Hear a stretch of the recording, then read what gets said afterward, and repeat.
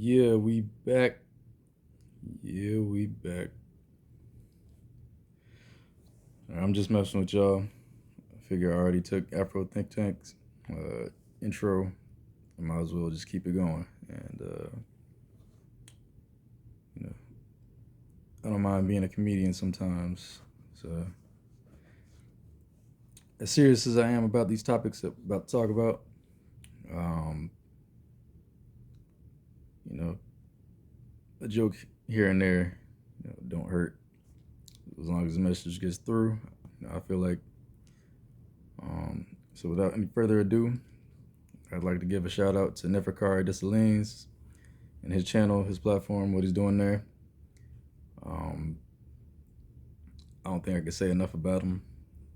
Uh, you know, there's very little I don't even know what I disagree with him about. Honestly, not that it gives it validation. Everybody makes mistakes. We all can be wrong at some point. But he's a very revolutionary channel. You want to expand your mind based off of geopolitics, how the world works, what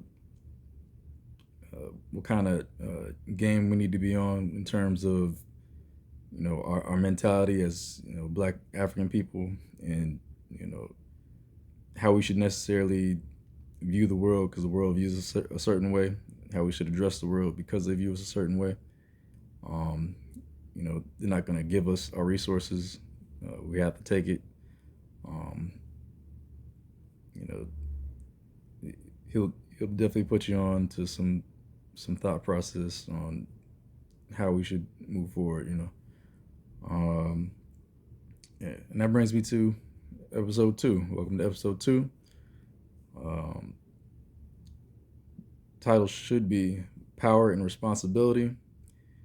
Yeah, and a theme Neferkare is power over what do we say? Power over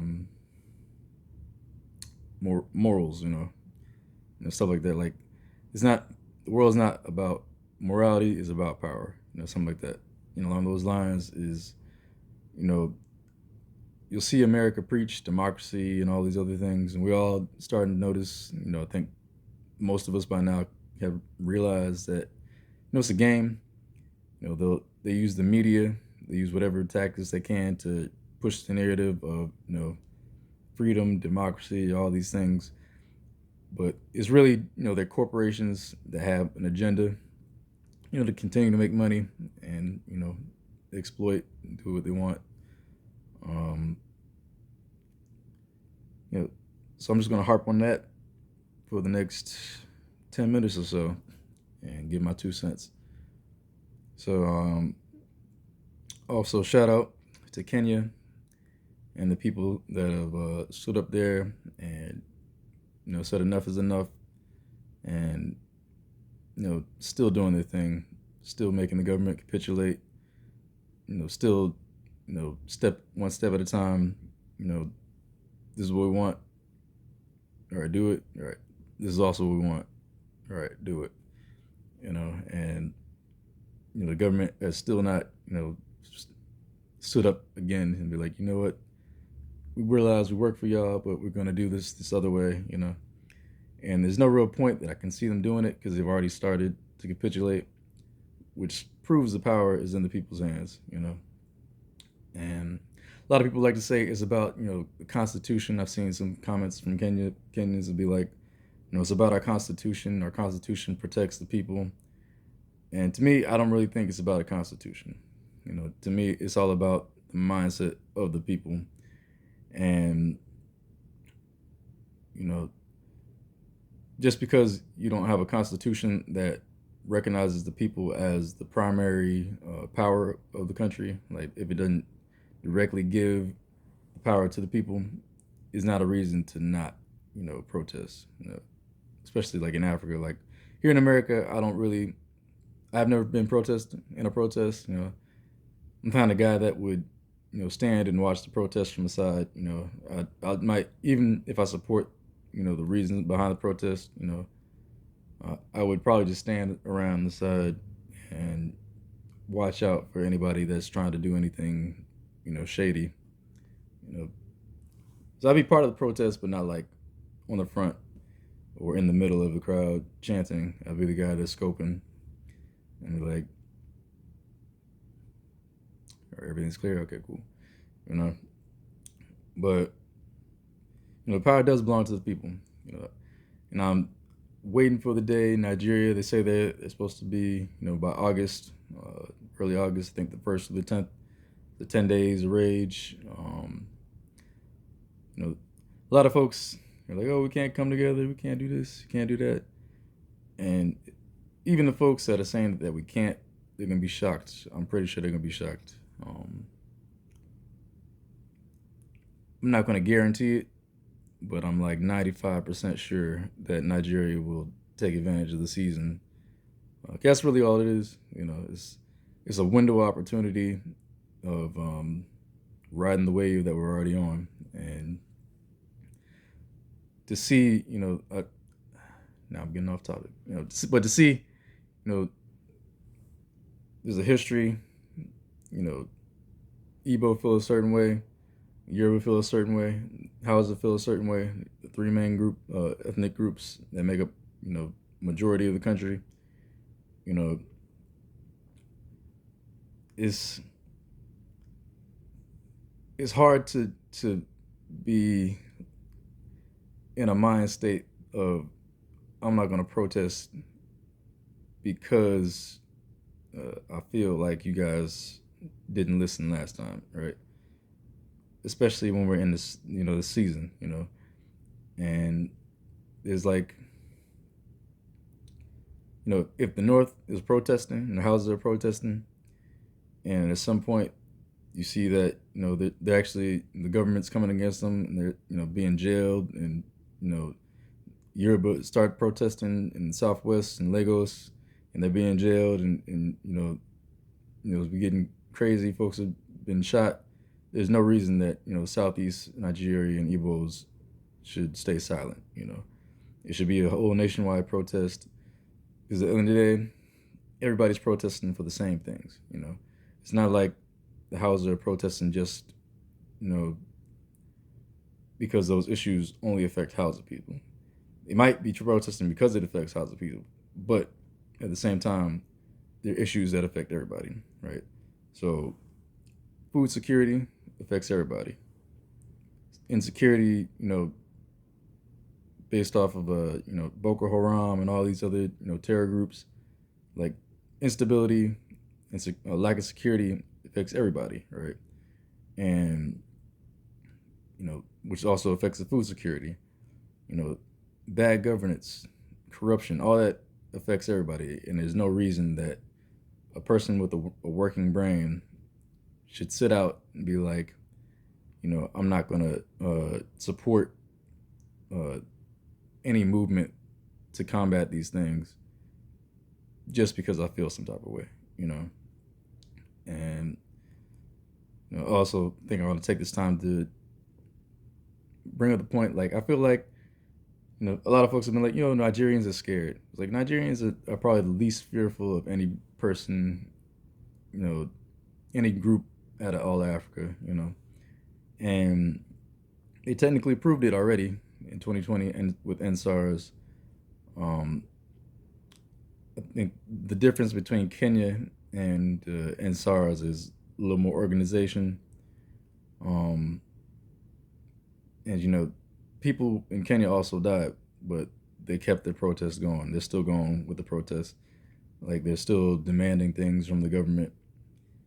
And that, we can learn, like, just to keep on going. Like, no matter what, like, to keep on going. Is like, I had somebody argue, it's like, if we're family men, why should we be out there, we don't want to leave our family behind, and they're struggling, and that's a good point. But the people that really should be on the front lines, not everybody's a family man. We have 1,200 people or so that I've seen, per stats, that are dying in the Mediterranean, in the Sahara, trying to cross to get to Europe. in search of greener pastures and a better life. And those people should be on the front lines.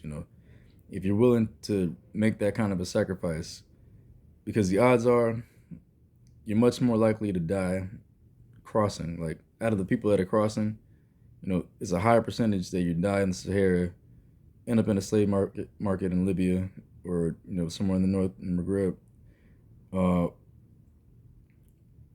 or drown in the Mediterranean, or have somebody shoot your boat down. All these things. Even after you get to Europe, you could freeze to death. If you don't find the right help.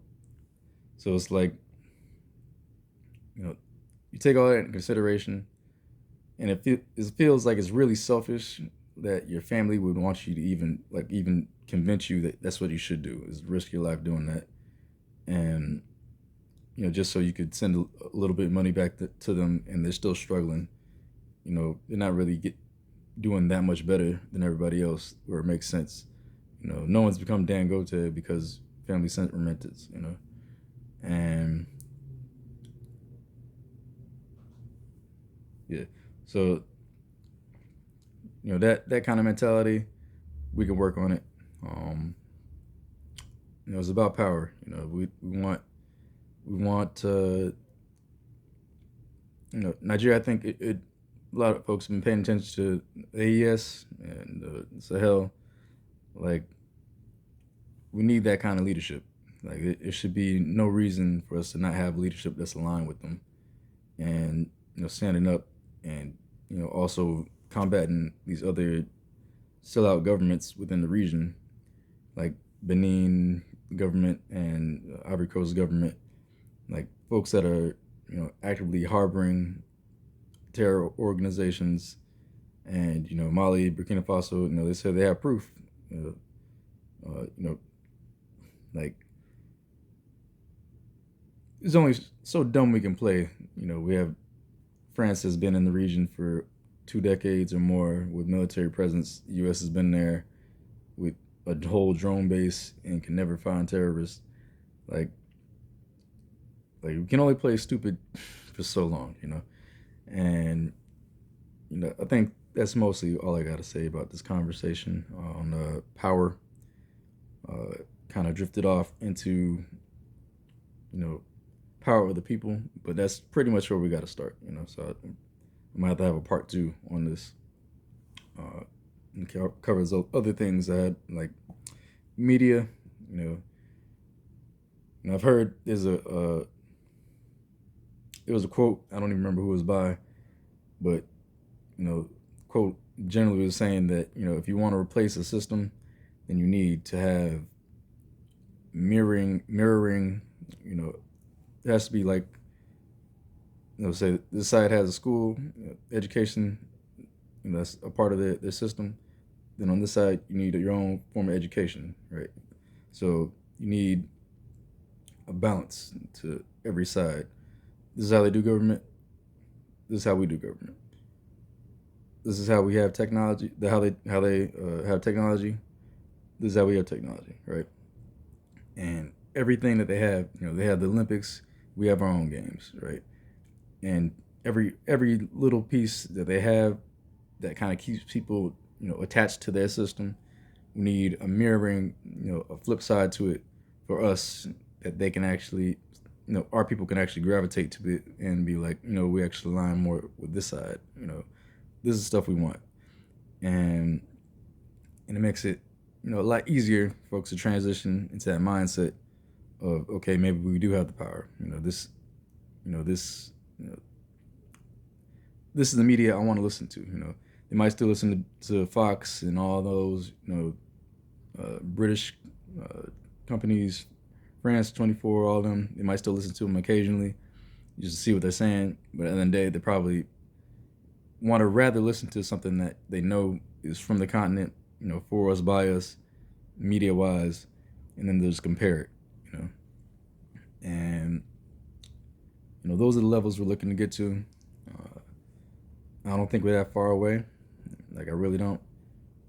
Maybe another 10 years, if, this push of the people is genuine, and is we're tackling the basic things. Like it's really only a few things we need to tackle, and then everything else is really just petty. Right? So corruption, we get rid of corruption, we get rid of bad governments, people that are just like in positions that they don't even know what they're doing, but they're just collecting a check from the government.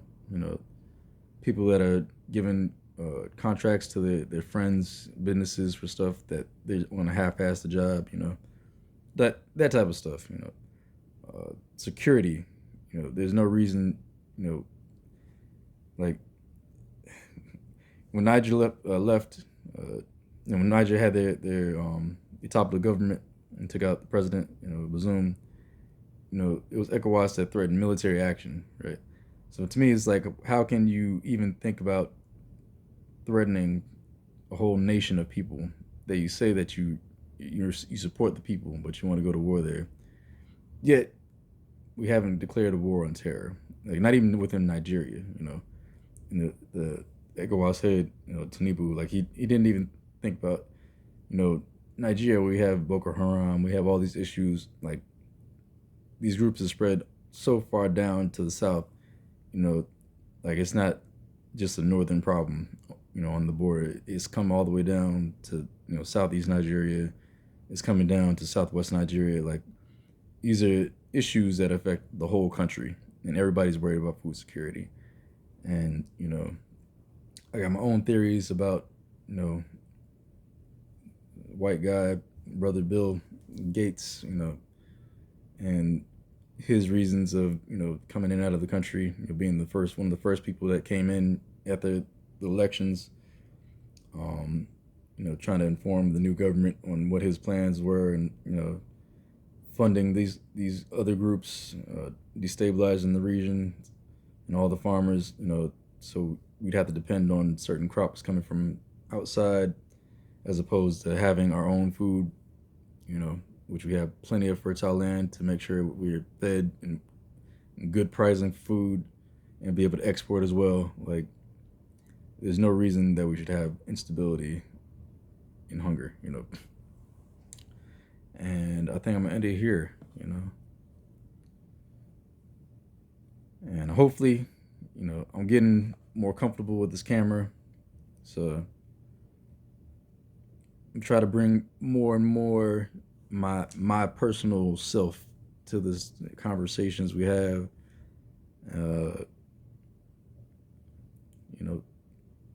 Like I said in my first video, these only, I'm not trying to preach. I'm mostly just bringing up the conversation topic, and it's mostly about just the community coming together, being like, I agree here, I don't agree here. You might have even if I gave some bad data, like somebody correct me, give me, some pages I could look at and be like, read this book, this article, this has this here, correct me if I'm wrong, tell me what you think I could do better on the channel. Advise me, this is all about community building. This is all the platform is for, I really just want to network, meet cool people on the same, kind of thought process of power for our people. And, never again this, like, it is no, like, never again. I have no desire for my children to even have to even think this militarily, like in the future. Like I'm hoping in another 30 years, when they're grown adults, I don't have children now, but like hopefully soon, when they start to be, grown people, that is less and less of a military mindset that they have to have, because we already made changes in our generation to combat. And we already have our fail-safes. We have a process that works. It's proven to work. We've gotten the continent to work together to a degree. That is basic stuff where, African people, like after being born a certain time period across the continent, we already have a mindset, and the mindset is what will keep us, from ever letting it happen again. Like I said, it's a conversation. Please conversate. All for the comments, good and bad. So drop something if you feel led. And I appreciate every view, any shares, likes. I don't really intend to grow unless it's organic. So, yeah.